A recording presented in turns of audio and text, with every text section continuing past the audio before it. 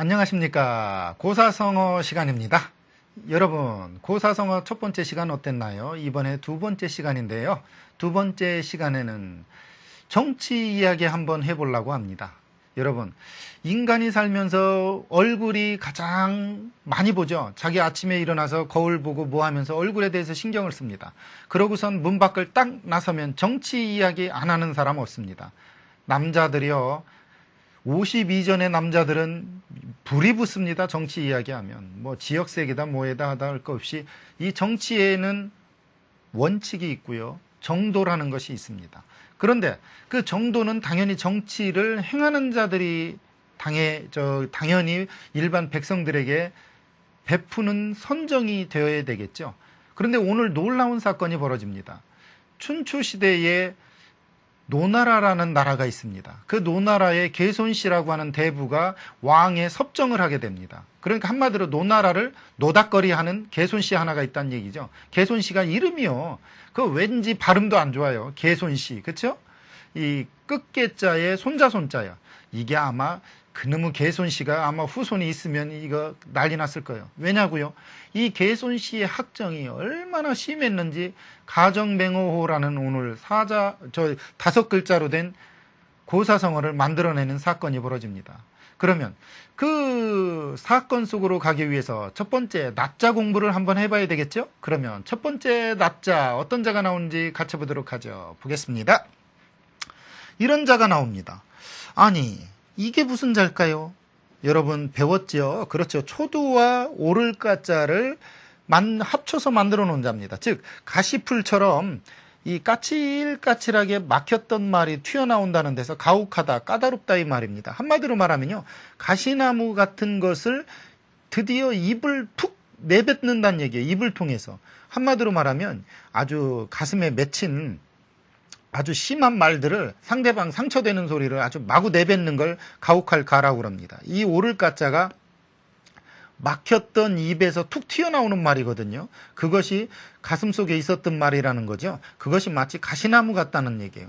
그러니까 가슴속에 쌓였던 가시 같은 어떤 응어리가 툭 터져 나오니 가혹할 수밖에 없겠죠. 그 말하는 것이.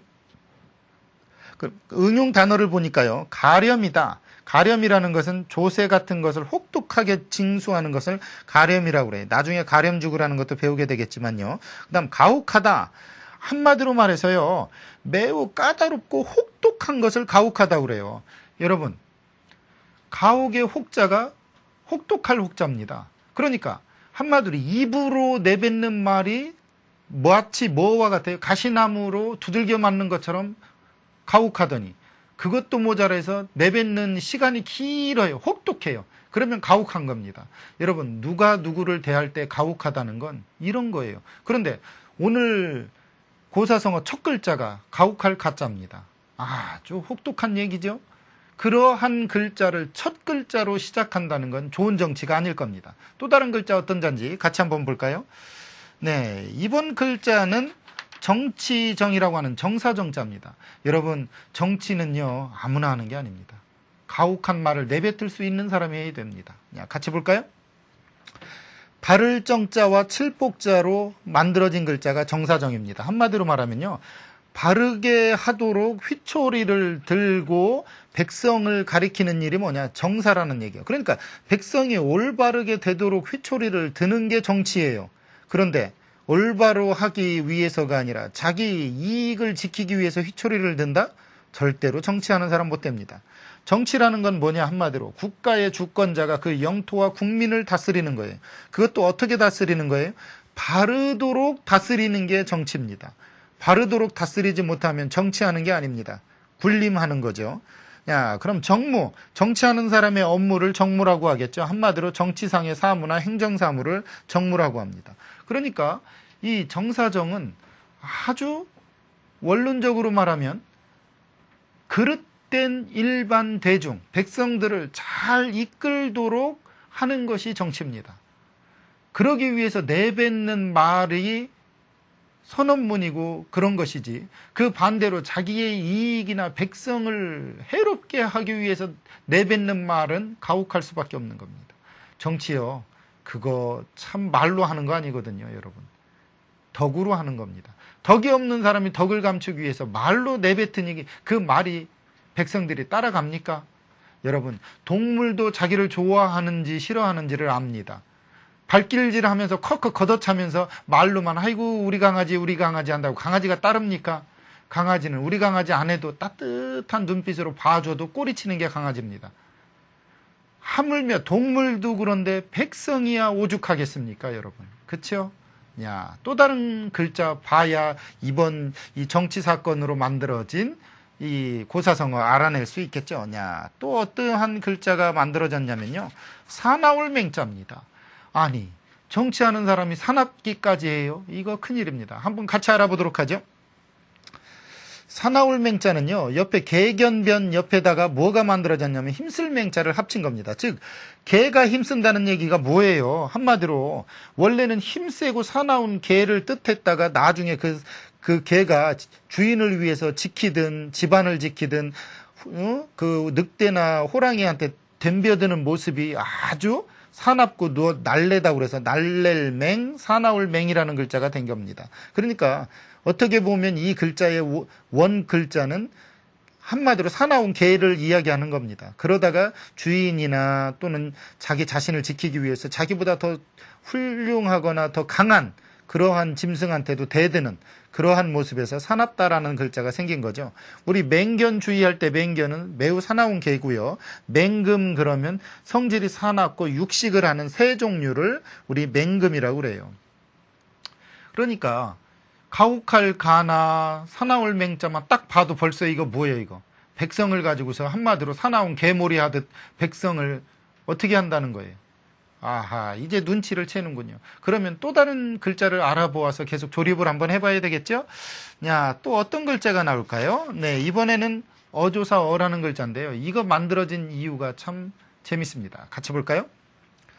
원래 이 어조사어라고 만들어진 것은 원래 까마귀 오자의 고문입니다. 한마디로 말해서 까마귀가 날아가는 모양을 본딴 글자예요. 그런데 까마귀가 날아가면서 내는 소리가 까깍 하는 게 인간이 감탄사를 낼 때 하는 소리와 비슷했다 이 말이에요. 그래서 이것을 까마귀 오자의 그 발음을 그대로 따서 감탄사로 읽을 땐 오고 어조사로 쓰일 땐 어로 쓰이는 오와 어로 음이 동시에 나는 그런 글자가 됐습니다. 그래서 우리가 오호라 할 때 오호는 이때는 발음을 정확히 써야 됩니다. 이거 오호지 어호가 아닙니다. 그러나 어조사로 쓰일 땐 어언간 할 때 이렇게 씁니다. 즉 어언간이라는 말은 아주 쉬운 얘기로 어느덧 모르는 사이에 이런 뜻이죠. 오호는 인간이 감탄사로 쓰이기 때문에 뭐 좀 한마디로 감탄하는 소리겠죠. 어때요 여러분? 이 어조사 어자의 의미는 까마귀가 날아가는 소리, 까마귀가 날으면서 내는 소리랑 똑같았다고 그래서 까마귀 그 오자랑 그 비슷했습니다. 그러다가 까마귀 오는 세조에서 눈을 시커멓기 때문에 까마귀가 온몸이 시커멓잖아요. 그래 눈이 어디 있는지 모른다고 그래서 세조에 눈을 하나 빼고서 까마귀 오자라를 따로 만들어내고 이것은 감탄사 오 또 어조사 어로 쓰이는 그런 글자가 되겠습니다. 음이 두 개가 나니까 당연히 시험에 잘 나겠죠. 그 다음 글자 보도록 하죠. 사자성어처럼 네 자로 된 것도 있는가 하면 고사성어에는 5자, 6자로 된 것도 있습니다. 왜냐면요. 어떠한 옛 일, 사건들이 주위에 벌어지고 그 사건을 집약한 글자, 문장이 되다 보니까 성어, 문장이 되다 보니까 4자도 되고 5자도 되고 6자도 됩니다. 사자성어는 꼭 4자로 된 성어지만 이 고사성어는 여러 자도 있다는 거. 그래서 한 자 더 설명한다는 거. 같이 보죠. 이 호랑이호라고 하고 범호라는 글자는요. 이렇게 호랑이가 앞발을 들고 입을 벌고 날카로운 어금니를 내놓은 모양을 본딴 글자입니다. 그래서 호랑이호, 범호자죠.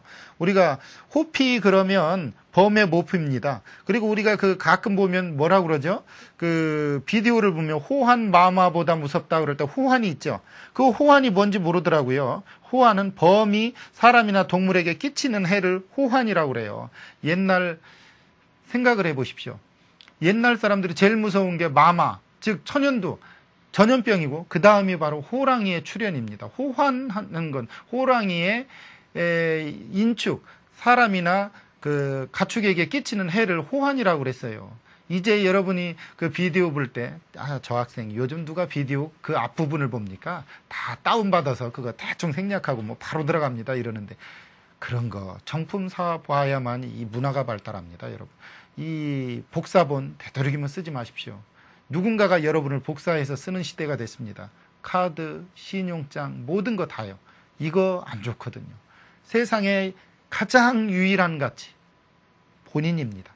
본인보다 더 유일한 가치 있으면 나오라고 해보십시오. 아무것도 없습니다, 여러분. 여러분이 유일한 것처럼 문화 예술도 유일해야 됩니다. 우리가 어려서 기억나죠? 그 비디오 테이프 탁 넣고 탁 틀어보면 그 앞에 경고하면서 주의사항 나오면서 호환마마 뭐 어쩌고 하잖아요. 그 호환이 바로 호랑이로 인한 근심거리였다는 거. 이제 아셨죠? 야, 그러면 지금까지 배운 5자가 어떠한 성어, 내용으로 엮어졌을까? 한번 같이 보겠습니다. 이러한 문장이 됐습니다. 같이 보도록 하죠.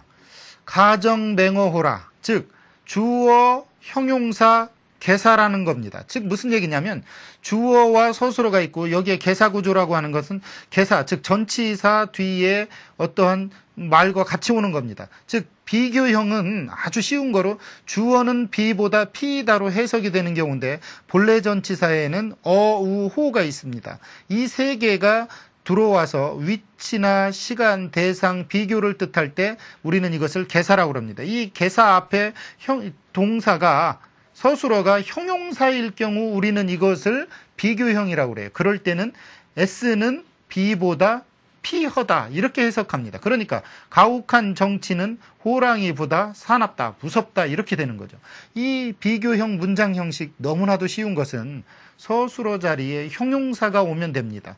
형용사가 오면 여기다 발글명자가 오면 여기가 예를 들어 등화, 명, 뭐 우리가 전깃불 또는 등불 이렇게 하면 전깃불은 등불보다 밝다 이렇게 되는 거죠. 그러니까 주어 다음에 오는 서술어가 형용사이고 그 뒤에 개사, 전치사라고 하는 이 어우, 호가 오면 이것은 비교형 구문이다. 이렇게 이해하면 되죠.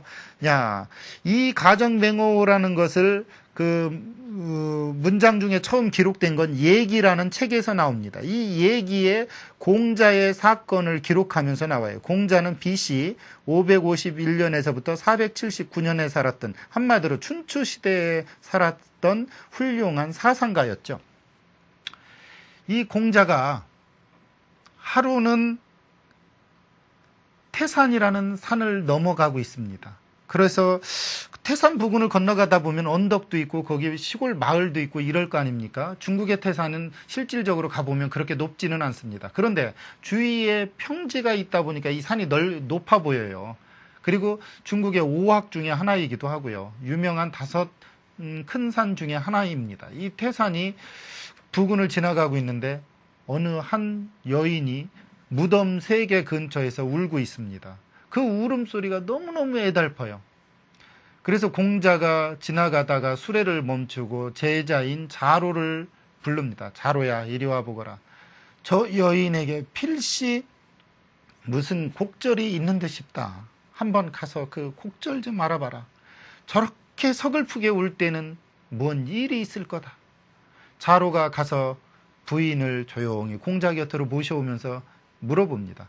부인이여, 무슨 일 때문에 그리도 서럽게 웁니까? 그러니까 부인이 말합니다. 호랑이로 인해서 몇 년 전에는 시아버님을 잃었는데 작년에는 내 남편이 여기서 죽었다. 그러더니 엊그저께는 내 아들마저도 여기서 호랑이한테 죽었다. 그러니까 이 자로가 얍삭바르게 공자한테 그 이야기를 이야기하면서 그 부인한테 말합니다. 그러면 이 동네 떠나면 되지. 왜 이 동네에서 살아가지고서 시아버지, 남편, 자식을 다 범한테 잡혀먹는 그런 불행한 일을 겪느냐. 그러니까 하는 말이 있습니다. 내가 딴 동네 가고 싶어도 갈 수 없는 것은 이곳에서는 혹독한 정치가 없다. 가렴주구가 없다. 억지로 세금을 걷어들이고 내가 벌어들이는 수입보다 더 거두어가는 혹독한 정치가 없어서 나는 여기에서는 저녁에는 발 뻗고 잔다. 그런데 내가 저 밑동네 개손씨가 다스리는 노나라 땅 어느 구석에 가면 낮이나 밤이나 발을 뻗고 잘 수 없다. 호랑이는 때가 돼서 나타나지만 이놈의 가혹한 세금을 걷어들이려고 하는 그 정치인들은 밤이고 낮이고 어제고 오늘이고 뭐 시도 때도 없이 와서 못 살게 해구니 내가 어떻게 여기 그 밑에서 살겠느냐. 그래서 내가 이 험하지만 이곳에서 정착해서 살게 됐다. 이 말을 들은 공자는 제자들을 불러놓고 말합니다. 제자들아, 너네들은 앞으로 훌륭한 정치가가 되어야 될 텐데 가렴 주고 가정맹호호, 가혹한 정치가 호랑이보다 무섭다는 저러한 사건을 너는 저 부인들을 통해서 잘 명심해두고 훌륭한 정치가들이 되거라. 이렇게 부탁을 합니다. 이것이 예기라는 책에 기록되어 있는 사건입니다. 여러분, 지금 정치요, 세금 걷어들여서 백성들한테 혜택 주는 건 나도 할 수 있습니다. 내가 대출 받아서 집 사는 건 나도 해요. 그런데 내가 무언가 투자를 해서 이익을 남겨서 저 사람을 도와주는 건 아무나 하는 일이 아닙니다. 그 이익을 못 남길 것 같으면 그 자리에서 내려와야죠. 왜 계속 외자나 들어오고 자기 세금만 더 올립니까? 그런 일은 나도 할 수 있습니다, 여러분. 여러분, 억지로 쥐어짜면 그게 어디에서 나옵니까, 여러분? 놀라운 거, 여러분, 조삼모사라는 거 알죠? 아침에 4개 주고 저녁에 3개 주나, 아침에 3개 주나 저녁에 4개 주나 그 7개의 양은 변합니까? 안 변합니까? 안 변하죠. 그런데 어리석은 원숭이는 아침에 3개 주고 저녁에 4개 주니까 승질을 부리면서 아침에 4개 달라고 합니다. 4개 줬더니 저녁엔 3개 받죠. 그래도 좋다고 합니다. 조삼모사예요. 여러분, 노사가 임금 올려달라고 대립을 하죠. 그러면 그 임금 올립니다. 그 임금 올리면 그 사업장 주인은 그 올라간 임금을 만든 제품에 얹혀서 일반 시중에 팝니다. 그럼 그 시중에서 그 돈을 더 얹혀주고 사는 게 결국은 자기 몫으로 들어와요. 무슨 얘기인지 압니까, 여러분? 이러한 순환적 고리의 가혹한 세금은 별로 효과가 없습니다. 진짜 잘하는 것은요, 우리나라의 돈을 가지고 외국 가서 벌어오든 자체의 새로운 사업 구상을 통해서 외자가 들어와서 이익을 남기든 하게 만들어야 되는 거지, 세금이나 조금 더 걷어들이고 그런다고 그게 해결이 됩니까? 가정맹어호라. 진짜 혹독한 정치는 뭐보다 무섭다? 호랑이보다 무섭다. 이것이 예기에 기록됐던 춘추시대 때 아주 혼란했었을 때 있었던 사건입니다. 여러분, 지금 한미 FTA다 수많은 사건이 벌어지고 있어요. 이러한 것들이 결국은요, 여러분, 정치를 잘 못하는 사건으로 벌어지면 백성들은 힘들게 돼 있습니다. 여러분, 백성이 주인인 나라가 진짜 멋진 나라죠. 춘추시대 때도 이미 공자도 그러한 것을 밑에 제자들한테 경계를 시켰습니다. 지금 정치하는 이들이요, 이 부분을 잘 깨닫고 해야 되겠죠. 여러분들은 정치가든 예술가든 뭐 훌륭한 사람들이 될 수 있는 자격이 충분한 사람들입니다. 왜냐고요? 이미 고사성어의 지혜를 배우고 있으니까요.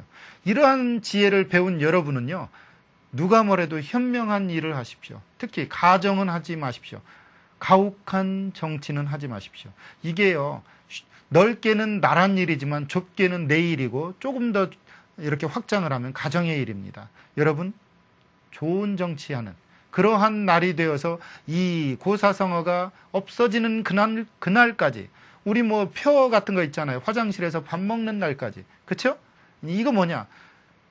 진짜 이러한 가정맹호라는 이러한 정치 모토플랜, 이러한 개념이 완전히 고사성어 집에서 사라지는 그날까지 정치가 잘 됐으면 좋겠습니다. 여러분, 어땠나요? 한자 한자를 뜯어서 5자가 되고 그 5자에 함축됐었던 그 어느 태산 부근에 서글피 우는 그 안악처럼 우리 백성들이 울지 않는 그날까지 좋은 정치가 펼쳐지길 바라면서요, 오늘 강의는 여기서 마치겠습니다. 다음 시간에 또 다른 고사성어 기대하셔도 좋습니다. 감사합니다.